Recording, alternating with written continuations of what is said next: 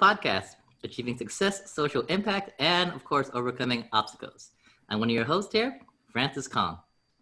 And I'm another one of your hosts. I'm Tammy Tran. For today's episode, we will be introducing Steffie Harner, co-founder and creative director at Startup Lady Japan. We will be talking about her journey from founding Startup Lady Japan to becoming a full-time technical mentor and software engineer for a full-stack JavaScript bootcamp in Tokyo.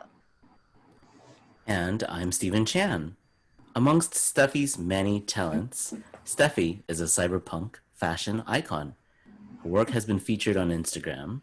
Steffie's mission is to create empathetic engineering leaders and empower women to pursue more technical careers. Now, without delay, let's welcome Steffie.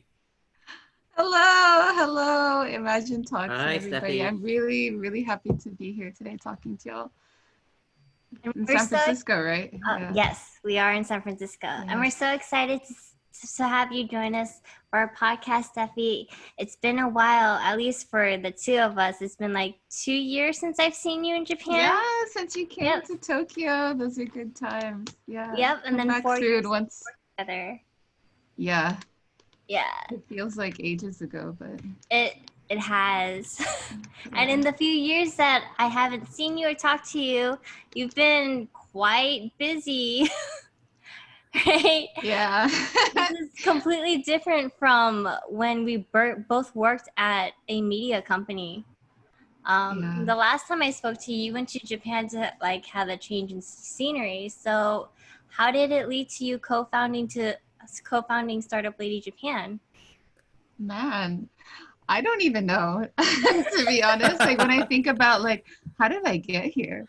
But when I do think about it, just everything happens for a reason, and one thing led to the other. But I mean, when I just like step back and look at what happened, it's just a domino effect. But it wasn't obvious that I would get to this point. Me being a software engineer in Tokyo. So where do I begin? I guess, yes, I'm Steffie, and I moved to Japan 4 years ago, 2016 summer, and it was kind of my childhood dream to live in Japan. That's why I chose Japan. I had left San Francisco after working with you, Tammy, at a media company. But also just working in Silicon Valley in the health tech industry, just because I wanted a break from tech. Like I thought I was done with it, to be honest. A little bit of, I had a sour taste in my mouth from the Silicon Valley tech bro culture. More on that later. But I guess the irony of that now, because I'm a software engineer in Tokyo, is that I'm deeper into tech now than I ever was in San Francisco. So I can run away from the place, but I guess my calling will still catch up to me. So when I moved to Tokyo, it was like a bit of an impulse. It was like going with my gut feeling, and I had no job lined up, no concrete plans, but moving to Tokyo was really a pivotal event that has led to me feeling so fulfilled with my life. The first 2 years, I was just kind of enjoying Japan, studying Japanese, and exploring Tokyo, just recording everything I saw and like posting it online, because like just living here makes me happy. I did a bit of, and still do, modeling, voice acting, singing, kind of just all over the place entertainment. And I think through that, through like the content creation, I was approached by a mutual connection that actually I know because of Edge interns in Francis. Her name is Amy Zhu from Berkeley, and she was a roommate with Jessica, which we all know from Kaiser, internships at Kaiser. And she asked me if I wanted to help out with like a video project that would promote female entrepreneurs in Japan. And I was like, yeah, I'm all about female empowerment and social impact. And I was like, anything I can do to help, I am happy to. So that's where the inception of Startup Ladies started. Like it was just us interviewing some of the few female entrepreneurs we knew in Tokyo and just telling their story and putting them on YouTube. Um, and I didn't really imagine that this little video project would, with four girls just meeting up in a cafe in Shinjuku every week, would turn Startup Lady to what it is now, this thriving community of female freelancers and entrepreneurs that just meet every month to empower each other and to like get more people comfortable with the idea of being a female leader. So that is really how that started. At least started. That sounds great. How many members do you guys have? Yeah, so right now I'd say like our community of freelancers and entrepreneurs, we're about 1,000 active members. Oh wow. Yeah, it's kind of crazy. I've met so many people, so many amazing women and men through this initiative. And actually, the reason why I'm a software engineer now is because of one of the amazing ladies I've met through this initiative. Oh really? What's her name? So yeah, okay. So when Tell me about it. yeah, so one of the bigger events that we held in our first year of operation was it was Female Entrepreneur Night. And we were looking for female CEOs, CTOs, and just leaders in Japan that would tell their story. We had a lineup about 8 presentators, and her name was Yan Fan, and she's a CTO of a coding bootcamp called Code Chrysalis in Tokyo. And I just remember she was our final speaker, and I just remember like I reached out to her and asked if she could talk, and I thought she was cool, but I was completely blown away with her story. I just thought like she was just talking about her background from a non-technical career in finance and like how she took the leap into studying software engineering. And I find myself to be a really open-minded person, but I guess I had this unconscious bias of what a software engineer was. And seeing her in front of me, just telling her story, being a software engineer and now a CTO of a company, just kind of blew my mind. And I thought like, damn, that is so badass. Like, I want to try that too. Like, I want to see if I could be a software engineer too. And that's really how it started. That's in 2018. Yeah. Oh, you started in 2018 as like a software engineer, or? I started studying in 2018. Yeah. Casually, not like full time. I was like, okay, I'm gonna take a few like courses online, like Code Academy, and like see what this is all about. Learn about for loops and variables, and I had no idea what I was getting into, to be honest.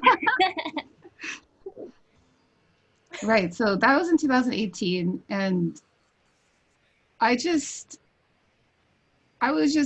decided like at that time that, you know, I would actually give my all. Like I would once I started getting the hang of it and getting familiar with like syntax, I told myself, I'm gonna dive in. I'm really gonna do this. And I took like an intro to coding class, and I found that I really loved it. Like I felt like this was for me. It came naturally. I was putting a lot of hours of work into it, but I was meeting all the requirements and exceeding them, and I felt that, yeah, this is what I need to do. And I think last year in January, I said, okay, I'm gonna really dive full time into this. And so I took like 6 months to kind of cut all my responsibilities. I cut down my hours for work, and I stopped taking like entertainment gigs just to study software full time. And Yeah, it took a while. It took a lot of time and effort, but then I got into Code Chrysalis um, after 4 failed attempts of doing an in-person technical interview, but I did it. Francis, Good question. yeah. So you mentioned earlier, and I'm curious about this. Can you compare your experience with the, as you call it, the programmers of Silicon Valley culture, and what's the tech culture like in, say, Tokyo or Japan in general, but definitely Tokyo? Is it different in their attitudes? Is it similar? Because Japan does have the culture of being traditionally, or can be chauvinistic in some areas, right? And you also have that in some of the Silicon Valley cultures too. But is there a difference? Does it permeate through both cultures, or is it different in that particular subculture between the program chauvinistic attitudes in Silicon Valley and Japan, since you've lived in both of these tech environments? Yeah, I guess that's a really good question. Um, and I would say that it is the tech scene here in Tokyo is really different. I mean, I just like in terms of size, it's just a very, very small community here in comparison to Silicon Valley, which is like the hub of tech, right? You kind of feel like a fly on the wall there. Like everyone works in tech, right? But in Tokyo, it's very different. And in that way, through Startup Lady, I really discovered that because like when you host these tech events or when you host entrepreneur events, you attract those kind of people and you end up seeing the same people with every event. Like if I go to another tech event, it's like the same people that attend Startup Lady events. And I just realized, whoa, this scene is really small.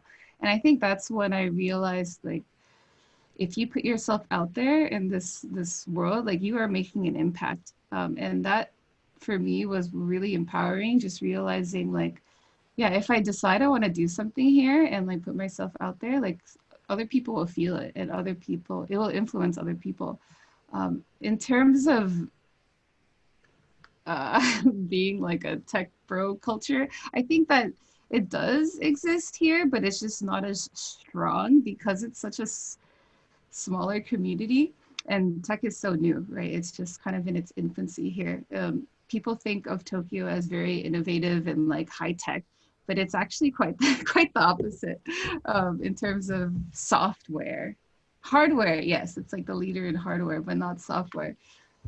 Actually, I found out at this online tech meetup last week that the IT minister of Japan is this 79-year-old man that he is also the president of the Hanko lobbyist group. And if you don't know what a Hanko is, in Japan, instead of signing things as your signature, you need like a traditional like kanji, like Chinese character stamp for it to be official. Like it's very, very, like it needs to be an actual stamp. You can't, it's not digital at all. And so I think that's a really, it makes sense. When I found that out, I was like, everything makes sense now. Like, like in terms of IT, it's really archaic. Fax machines are still like a norm here, like working remote.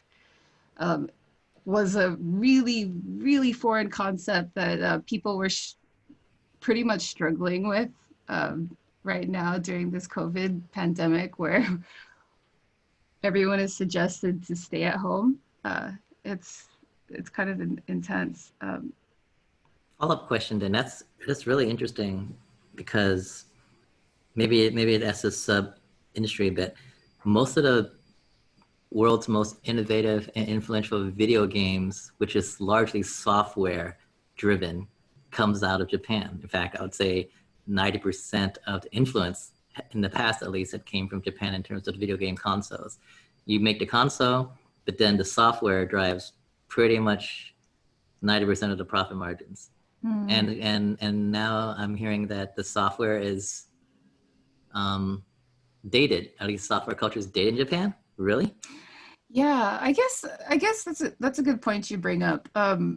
Because like the game industry is just like a subset of tech of software here. I would actually group gaming and more into the entertainment part of Japan, which I think Japan does very well with as well, like in terms of like animation, 3D graphics, and that type of stuff, like storyboarding.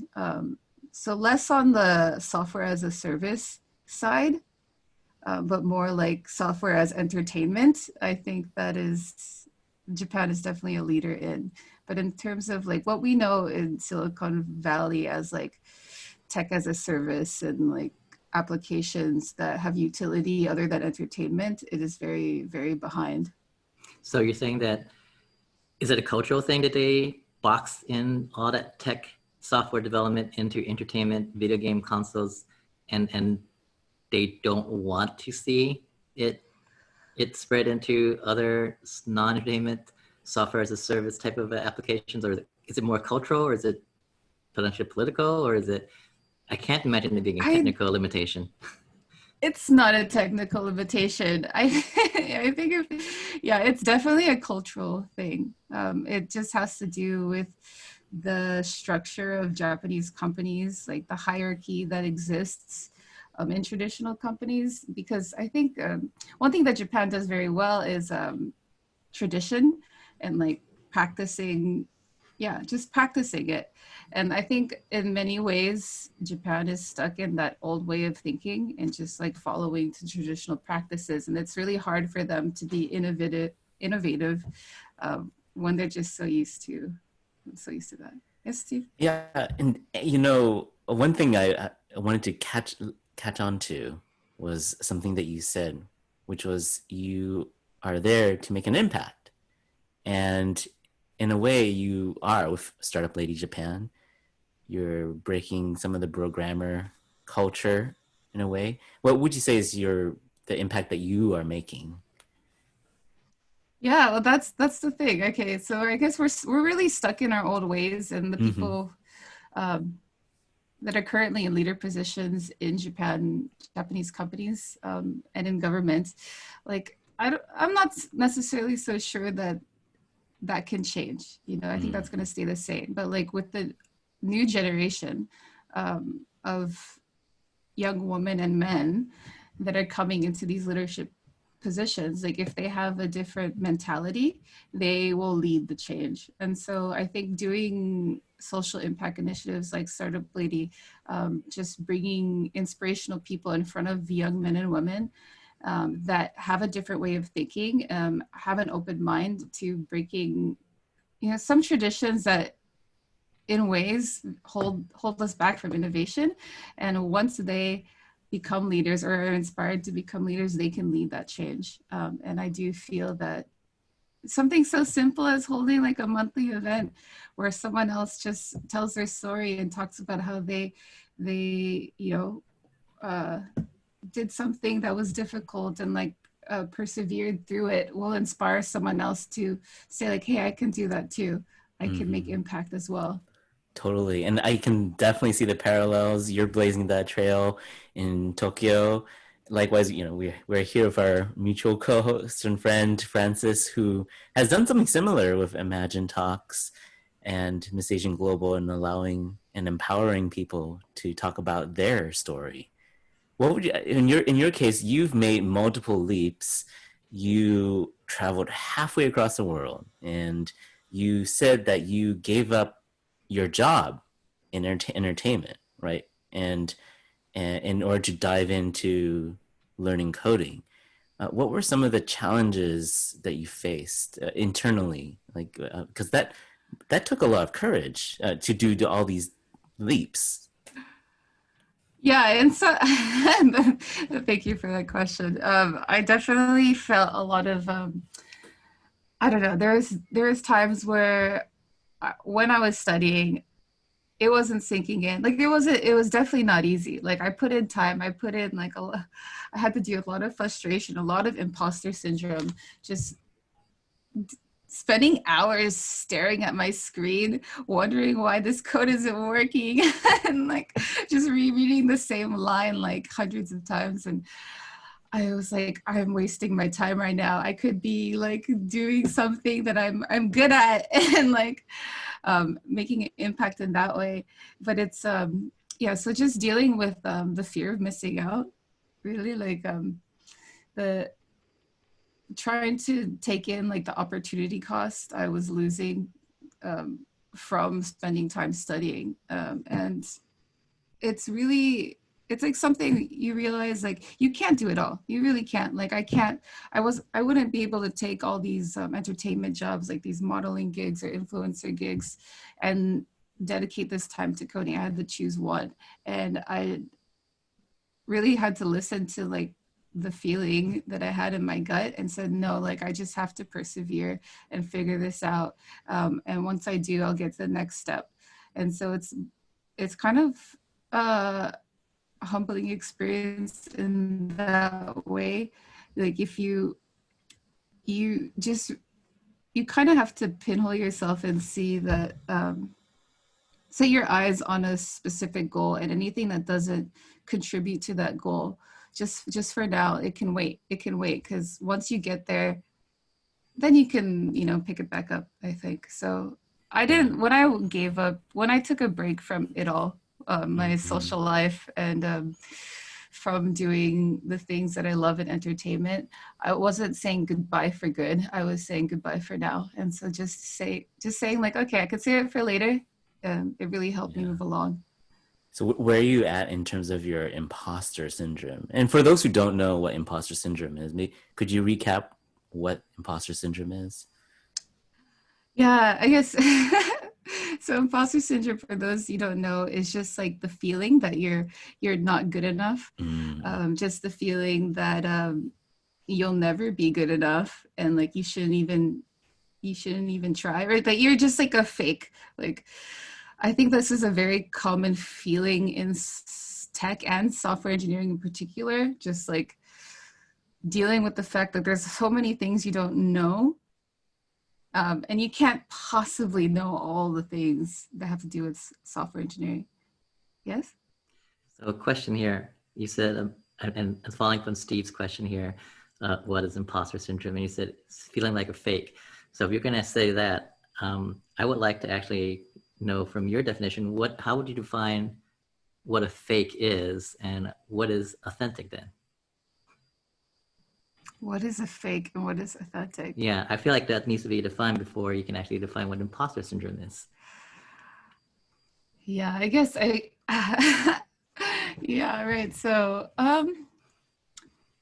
what is a fake? So I guess in terms of software engineering, right now I am 6 months into my career as a software engineer, a professional, and it's kind of crazy to believe because I only decided I wanted to do this full time like about a year ago, a year and a half ago, and it's just grappling with the fact that like, okay, yeah, I'm not like the best. I am not the best software engineer that ever was, but hey, like I'm able to write some code and build an application, and isn't that the definition of a software engineer? Like it's kind of just, yeah, it's like you feel like because you're not the best, you're a fake. But that's not true. You know, it's not true. It's not about being the best. It's about being better than you were before, you know, and like it's understanding that there are different levels of software engineering. There's different levels of expertise, and like kind of having the humility to look at yourself and say like, I just started, you know, like I can't give myself a hard time and think I can build software just like a senior engineer with like 10 to 15 years of experience. Like I have to realistically look at myself and say like, I've only been studying this for a year and a half. Like this is what I can do. And it's pretty cool already. And it's more than anyone else without that year and a half of studying experience, without that 6 months of professional experience can do. And just like recognizing that, hey, this is good enough. I am not a fake. I am being authentic. Yeah, it's. So just to clarify then, and it seems like this is a question or not even a question, a comment for a lot of people out there. Are you saying that imposter syndrome stems from people comparing themselves with what they consider the best, and since they're not the best, or at least comparable to the best out there, they are not real. So they get confused with what is real and what is the best and what is fake. They get those concepts confused, and they don't see the gradation, but just the absolutes of the two extremities. Exactly, and exactly, Francis. And I do want to just Well done. let people yeah, let people know, like, it's okay if you're not, it doesn't matter if like you're better than this person or that person. It's more about being better than you were yesterday. You know, it's about your personal growth, and having a growth mindset is having a good attitude and dealing with imposter syndrome, and just accepting that you know, that you're not going to be the number one, and you don't have to be. You just have to be better than you were before. And I think that really helps you get to your goals. And I see a lot of people kind of making excuses against themselves. Like they say that they want to be a software engineer, or they want to be a model. Like, this is also something in the modeling world too, but they're like, oh, I'm not good enough, I'm not pretty enough, I'm not smart enough to do this. And like, that attitude, that mentality prevents you from getting to that goal. But if you kind of tell yourself like, no, I'm just a beginner, I'm just learning how to do it, I'm going to keep trying, even though like I'm going to mess up over and over again. But it's because you keep trying, you learn through those mistakes and those failures, and that's what is going to help you get to your goal. So this is interesting because you mentioned that this happens in the modeling world, and there's this pervasive feeling that you're not good enough, that you're not the best. This is a question in maybe for all of us, and Francis, Tammy, Steffie. Maybe Steffie, you could go first, but do you think that this is common in women versus men? Yes. Yes. I'd say definitely. And why is that? Yeah, you know what? Like, I do think that girls tend to compare themselves to others. And there's a lot of fear that comes from just looking around you and seeing like the girls that you see in media and saying like, I can't do what they're doing, I'm not like them, I'm not good enough in X, Y, and Z. And it prevents them from even trying. And it makes me, that's one of the things that make me really sad, and something that with Startup Lady I wanted to fight. I wanted to bring girls and not putting like, we're here in this together, we're not trying to be like a competition. It's like we need to lift each other up. So it's like I would like for like one of the missions in Startup Lady is really to empower women, and we do that basically by saying like, here's some like, look at other people, like look at your peers and look at people that have accomplished great things, and don't see them as a competition, like see them as inspiration for you to try and do that. And it really helps when these women are speaking, to talk about the struggles that they've faced while getting to their goals, because it's so much harder than it looks. You know, there's so much story that isn't told like on social media and like just like upfront. Like it needs to, these women, when they open up and say like, I failed hundreds of times before I made it to this place in my life, that is what actually gets girls to be like, oh, okay, I just need to try, I can do it too, and I am gonna fail. Like, and that really removes the fear that many have and helps women deal with imposter syndrome. Cool. Tammy? Yeah, I agree with Steffi too. Women definitely would experience more imposter syndrome than men would. I think it's also due to societal like impressions on what women should be doing, what their roles are. And so when like what Steffi's doing, if she's breaking into the tech world and to being a software engineer, typically you would think that that's a man's job to do. And so for Steffi to do this Startup Lady Japan, I think it's very inspirational for both men and women, but mainly women, to know that it's okay to break social norms, and for them to pursue what they want to do. And I'm very much inspired by Steffi doing this in Japan, and I think it's awesome that she's started this. How long has this been? Like 2 years, Steffi, that you did? Yeah. Yeah, We founded I mean, Startup like, Lady 2018. and you Yeah. have like 1,000 members now.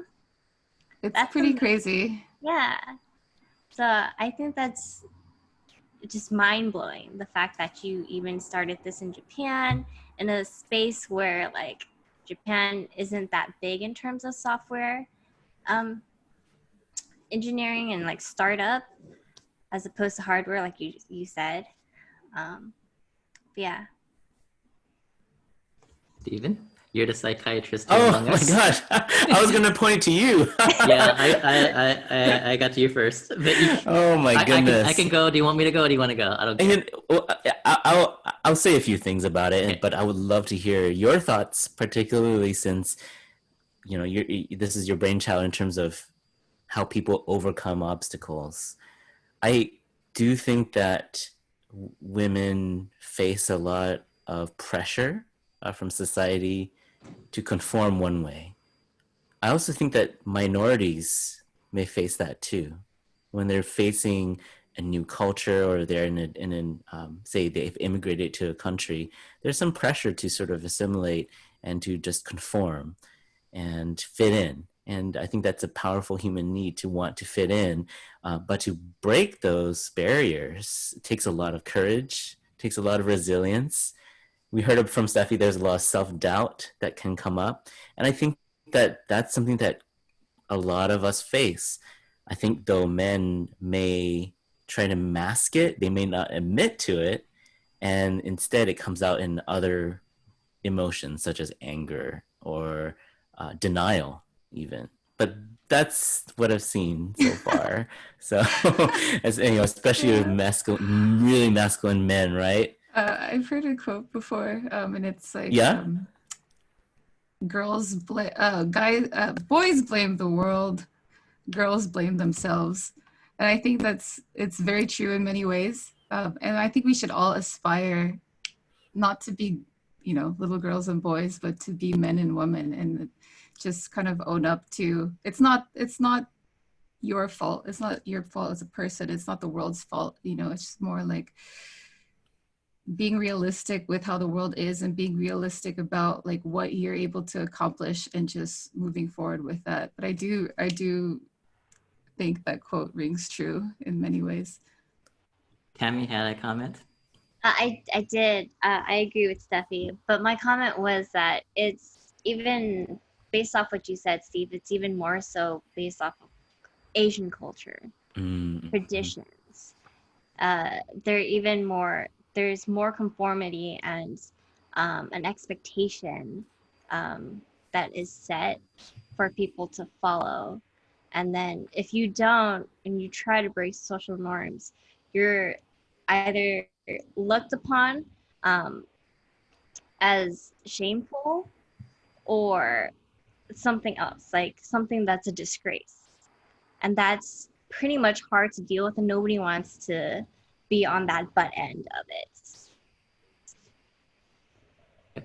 Great. So my quick take on this is that, yeah, absolutely. I think both men and women deal with quote unquote imposter syndrome equally.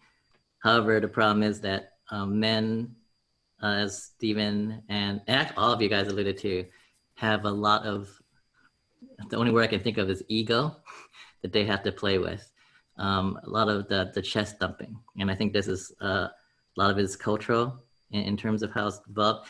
And when you have a predominantly male dominant society, like in many Asian cultures, that permeates into the entire family culture. So that ego, that self-protection defense mechanism permeates to the entire family, not just to one individual person now.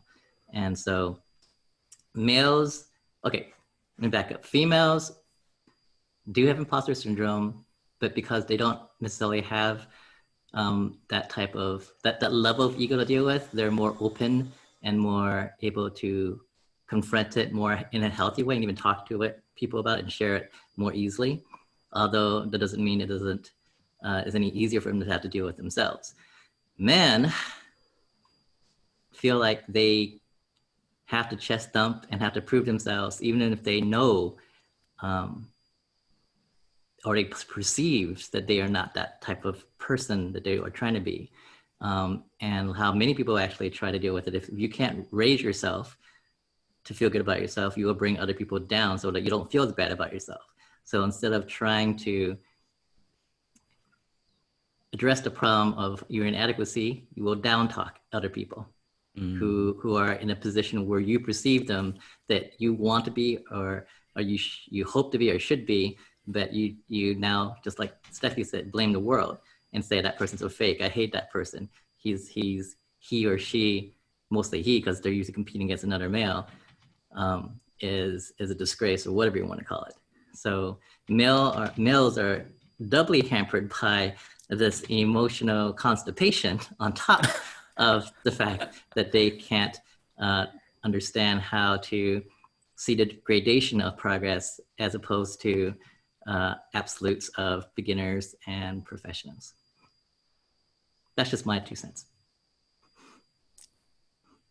Well, you know what Steffie and what Steffie had said, the hope is that a lot of this is like how little boys and little girls would behave versus men. And whatever you mentioned something, it was beautiful. I need to look back at the closed captions to get that quote again. You said it way better than I certainly did just now.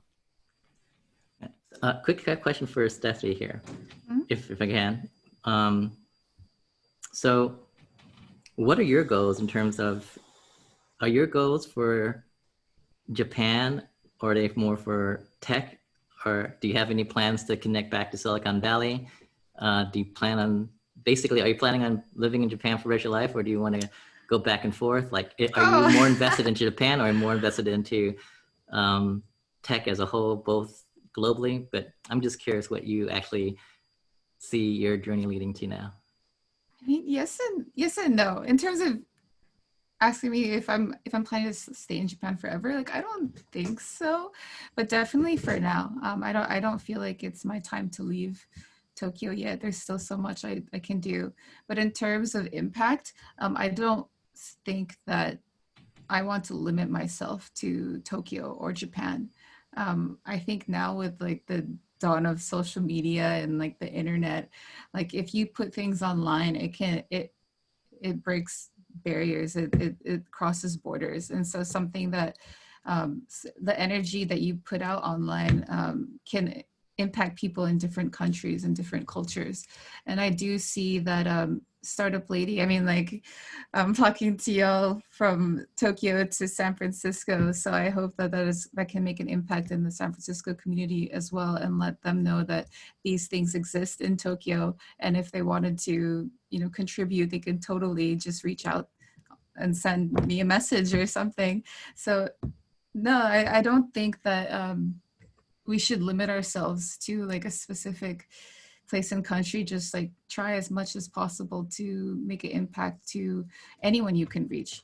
In terms of my personal goals and where I see myself in the next couple of years is I'm just gonna keep like doing what I'm doing now, like still learning what I need to know to become a better software engineer, incorporating it into just more of my cyberpunk content creation and influencer work too, because I do feel like that has the potential to create impact and bring awareness to, I don't know, software engineers from non-traditional backgrounds. And I will use the technology that is given to me, like social media, as a tool to impact other people and inspire girls to do the same. Yes? One quick question and follow up. Because of what you said about, Japan being a little bit behind in terms of software, then how does Rakuten play into this whole thing? Oh.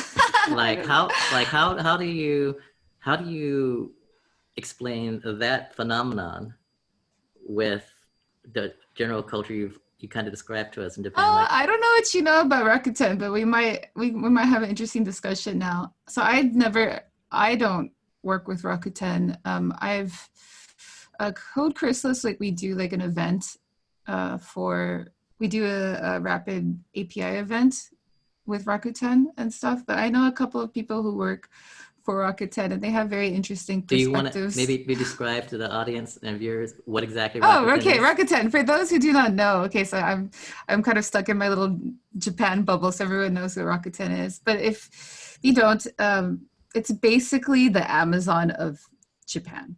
Mm-hmm.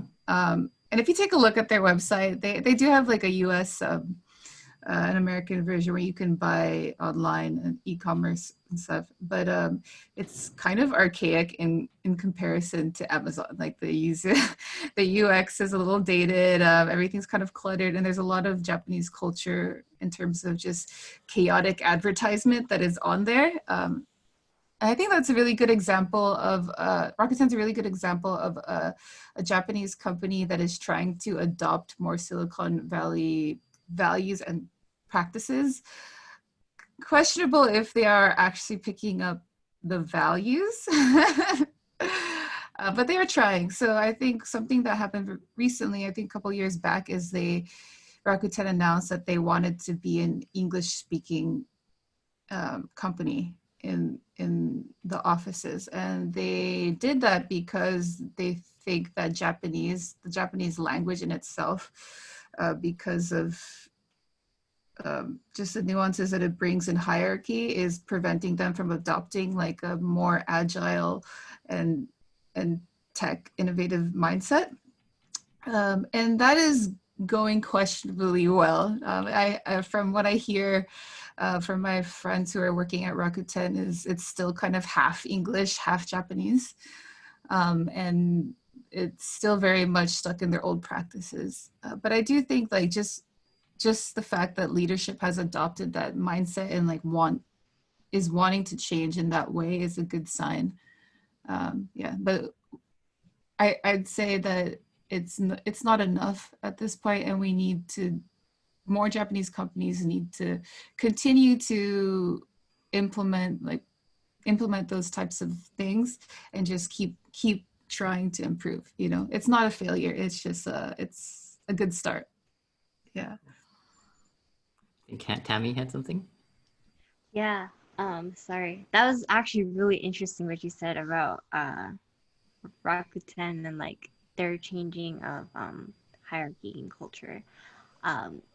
What I wanted to ask you was more about like back to when you talked about your cyberpunk social media persona. Can you expand more on that? I see in the video that you're dressed up as one and you have like cyberpunk background or an aura around that. So go ahead. Can you please tell us more about your cyberpunk personas?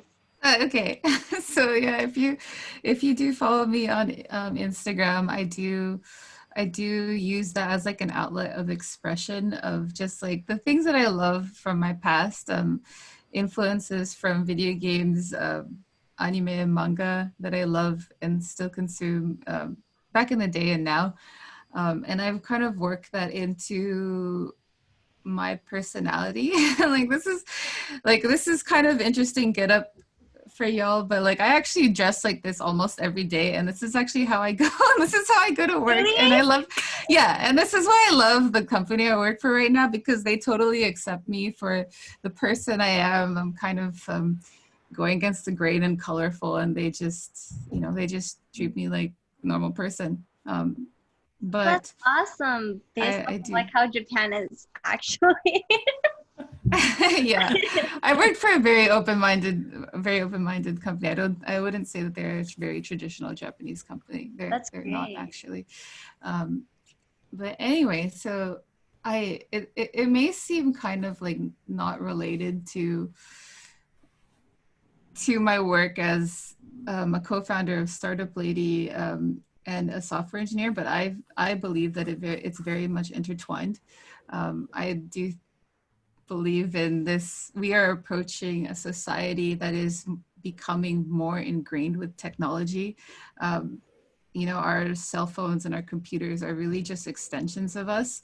Now we rely so much on applications just to manage our day-to-day in terms of calendar and to-do lists and like meetings like this. Like, would this be possible without the tech we have today? And instead of just kind of fighting it, we need to embrace it for all its glory and all its benefits, but for all like the negative consequences that come up too. And if people don't know what cyberpunk is, it's kind of this dystopian concept that as we become a society that relies more on technology, and we've created technology in order to help us thrive in this world as humans. In many ways, it does take from us. There's a quote, a saying inside the cyberpunk community, high tech, low life. And that's kind of, it describes just like this dystopian chaos that comes with like becoming so reliant on technology and like the negative impacts that it has on society and communities. Very cool. But Mike, just one little comment. When you interview from Miss Asian Global, wear this. Okay. and make sure you have that background back there. They're going to knock them dead. They're going to love that. They're going to be like, we don't need to interview her. Just say yes right now. I will continue to be me unshamelessly. Yes, that is something do this. That I've... Yeah, do this exactly what you're doing right now. Do that for the Miss Asian Global interview. Okay. Wait, what's Miss Asian Global for those who don't know what that is? Let's see. I guess I should speak about that since I'm one of the directors there. So Miss Asian Global is the longest running Asian American pageant, 35 years this year.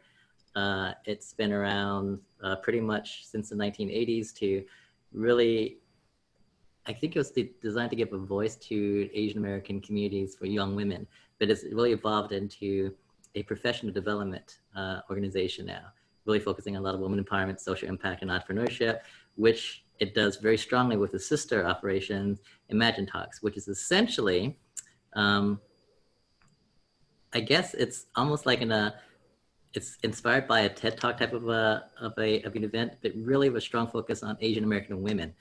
But of course, we bring in a lot of speakers outside just the Asian American women population, anyone who can actually share knowledge. Steffie, we're hoping to invite to be one of the speakers next year. Stephen has been a speaker himself. Tammy has they say helped a lot in the background with a lot of the media and the podcast gathering. I usually show up there for the food. That's basically what I do. That's what you always say. But everyone else, they do the real work. I'm really much just there to eat whatever food people bring, and that's usually how I live.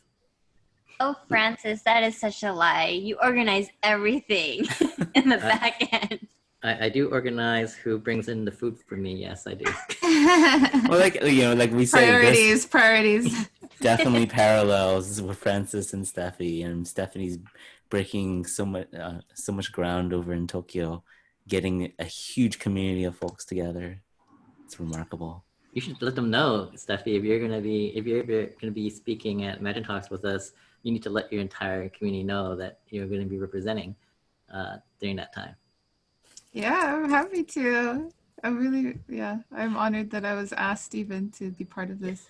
Now, I think there's some cool, Stephen, I don't know if this is the right time, but I think there's some cool photos that I see in the background there that look familiar to me. And would this be a good time to like segue into some of those? Sure. Well, Tammy, Steffie, what do you think? Oh my gosh, are we gonna look at my Instagram now?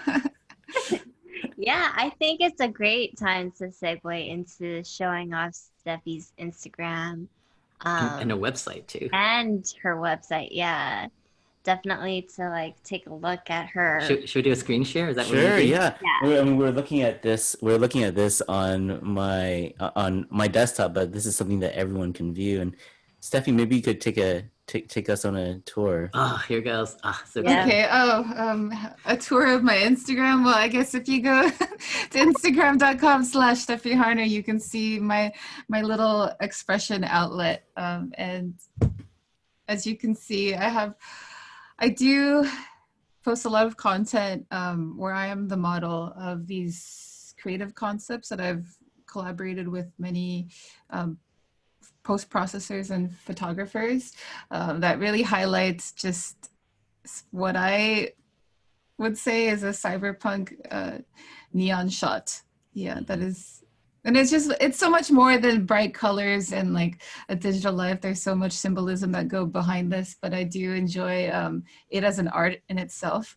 But as you can see, like many of the posts that I have, it features just like makeup you don't see on people every day, or like myself as an android, like totally embracing the tech that is becoming more ingrained into humanity.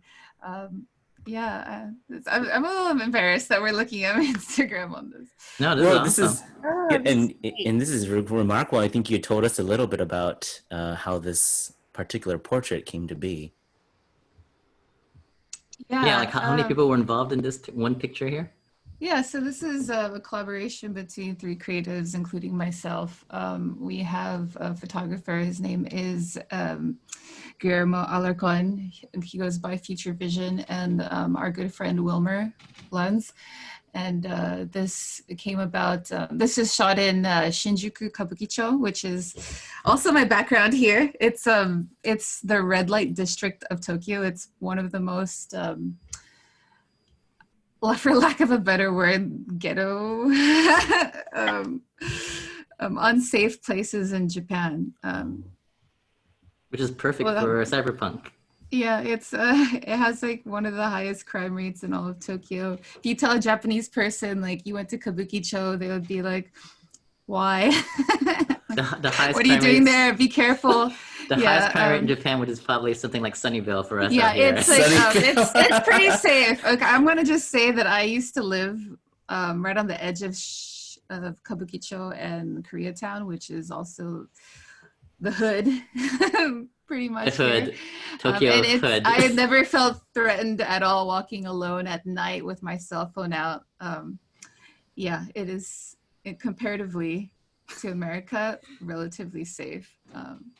It is a bit wild in terms of Japanese standards, though. Yeah, so this is picture that you're looking at right there. This is before the post processing done by Wilmer. Yeah, I love Instagram as a platform for meeting other creatives because these 2 individuals, amazing artists, I've met through Instagram, just through putting my content out there, and we reached out and say, hey, we have this concept, do you want to collaborate? And you really can make art just by putting yourself out there, meeting other people. Stephen, can we have a quick look at her? Oh, these are beautiful. This is a video actually of one of your this is a behind the scenes from one of the concept shoots. I was gonna have a video there. So I love that. Is it all right if we check it out? Oh, please, yeah. It's really short. But yeah, this is just a behind the scenes. So this is like an amazing studio in Shinjuku. And this is one of my friends, nice. Callum, and we've done a film together. This is also this is just like a fun collaborative shoot that we did. But we're just supposed to be this relentless duo that is fighting for justice. Is there a message that or an underlying tone or a that you're trying to shoot for in your work? Definitely. I mean, I think I see myself as a cyberpunk content creator representing certain values, and some of those are just not being afraid to go against the grain, not being afraid to be a rebel and a leader in a world that is kind of oppressive, that is filled with like the chaos and technology, and just like putting yourself out there regardless of what other people think. I know like my expression, the way I represent myself isn't everyone's cup of tea. But and that's fine. Like I'm okay with that. I don't need to make everyone happy. I think as long as I am doing my best to represent myself and like represent myself and empower the people that I'm trying to empower without hurting anybody, I think I'm doing okay. Yeah, it's more about just being yourself and making the best out of a chaotic world. Did you want us to? I don't know if Stephen got the link to your website. Stephen. No, what's the website? Yeah, she sent a link to a website, but you might have missed it on the Facebook Messenger. But I think she has some pictures on the website that's not on her Instagram. Oh yeah, I'm in the process. It's in the process of development, so it's still hosted on Netlify. Stephen, but would you like? Oh, there we are. Do you like me to try to send? Is it? Do you have it? So it's on Netlify. Otherwise, I can see whether or not I can try to send it to you. Is this it? This is my in development portfolio for my modeling and entertainment, built with Gatsby. I highly recommend this technology. Y'all should try it. It makes lightning fast website. But yeah, so I have some Cyberpunk Portraits, and this is some of my favorite. Yeah, these are nice. Shots that I've worked with. Yeah, these are really nice. These top two, the photographer here, he's a creative director at Sony PlayStation in Britain. Yeah, he's amazing. He has amazing work. Nigel Raymond, please check him out. This one I like. This has some really cool Laura awesome Croft themes to it. Kabukicho. Yeah. Very cool. Yeah, tell us about each picture if you can as we go down. Each picture? This is a film, right? Yeah, this is from a film called Spiritual Machines. Ghost in the Shell. Created and directed by Future Vision. Nice. Yes. And so, yeah, I'm on a superficial level, my photos are a lot of neon, a lot of just kind of aggressive female characters that I fit into that role here. But I do love this expression of art in the terms of just entertaining and just showing women like, hey, you can do this too.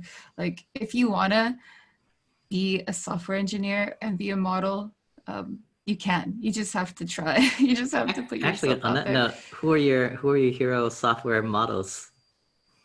Who are my heroes? Oh man, this is honestly like I am one of the many. Like I say many, but I guess there's a few. I'm not the only software engineer model. There are other software engineer models out there, and I do think that they all deserve to be interviewed on a podcast so other girls can see that like you can do these things. Yeah. Well, that picture is amazing. That's like 4 of you. I know. Did you clone yourself? I want to know how to do that. I've been trying to with really bad results these past few years. Hey, it's post-processing. I mean, like, I think nowadays where we all have access to free software, if you can imagine something in your head, you can make it happen in a digital form. So this is all like it's taken with a very nice camera. It's taken with a lot of work in the makeup and the costuming, but also like a lot of work in Photoshop. So like, yeah, you can do anything if you imagine it. But these are all really nice photos. I liked how they all turned out. Thank you. Yeah, these are some of my favorites. These ones are shot by Akira Harigae. Please check them out. Very cool. So remarkable. What's the 2 red marks on your cheek? I'm just curious about that. Are those like injuries or are they like war? No, war is that what it looks like? I mean, I guess you can. I can tell whether it was an injury paint. or like is that war paint you're ready to go. It's inspired by a kitsune mask. Cool. It's a Japanese culture in a lot of matsuris. They wear a kitsune mask. A kitsune in Japanese means fox. It's yeah. So I represent just like a mischievous character here. Cool. This is cool. I love this one. Where's the shot in front of? This is in Chinatown in Yokohama, which is about like 40 minutes south of Tokyo. The character that I play here is inspired by an anime called Furikuri. One of the main characters, Haruko, she's a rebellious alien that is seeking divinity and God through technology. And so I just love that character. She wields a guitar, and she uses the guitar to like kind of find God by, I don't know, you have to watch the anime. It's really confusing if I explain it. Like she hits people in the head, and then machines come out of their injuries, and one of them might be God. It's very You definitely I can't do this in recommend it. Sunnyvale. Can't do this in Sunnyvale, right? No, you can't You even. can? I don't think you can do this in Chinatown, San This is, Francisco. this is the guitar right here. Yeah, there you go. Mm-hmm. So cool. Here's your film again. This is also from Spiritual Machines. Nice. Yeah. The Spiritual Machine, is that a play off Ghost in the Shell? Oh my gosh, look at this. It's its own thing, but I'm sure that it finds inspiration from that. Yeah, these are also clips from the film as well. So what is the longest film that you've created? Yeah, well, of course, it's not just me that creates these things. It's like a team of Okay. Well, a that you've been production in. team. But it's probably, yeah, this one. This is my first film where I was the lead. I was really nerve-wracking. It's like, oh, am I gonna be like the main character in a film? Like that's so nervous. I had lines in Japanese too.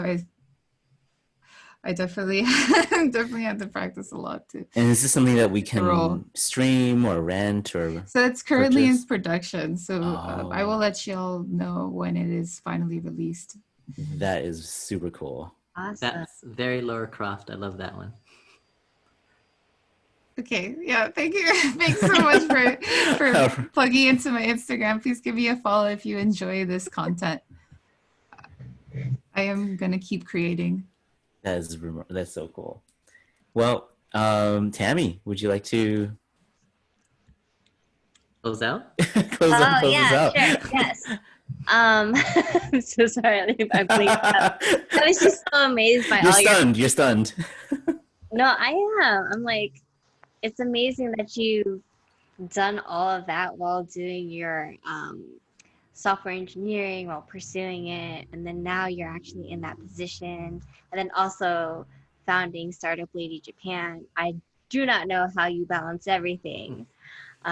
You're simply amazing, Steffi. But saying that, thank you so much for being on our podcast and talking to us. Before we end the episode, please let the audience know how to connect with you and where they can find out more information about you. Okay, well, I just want to say thank you so much, Stephen. Thank you, Francis. Thank you, Tammy, for having me on Imagine Podcast. I was really humbled that you even asked me to be in this, and I'm really happy you gave me a platform to share a little bit about my confusing story. But if you would like to connect with me, you can find me on Instagram. You can find me on YouTube. Find me on Twitter. My name is Steffie Harner, across all platforms. So yeah, please feel free to send me a message or an email. I do will eventually respond once I get around to everything. Yeah, all the notifications. That's awesome. And thanks so much, Steffi. Francis, Tammy, and for everyone who's in our audience, you can learn more about Steffi again at Steffie Harner. That's STEFFIEHARNER on Instagram and social media platforms. If you'd like to learn more about Imagine Talks, you can go to imaginetalks.org, Edge Interns at edgeinterns.com, and myself, Stephen Chan at mentalpowerhacks.com, and Tammy Tran as well. Thank you so much, everybody. Right, thanks. Thank you.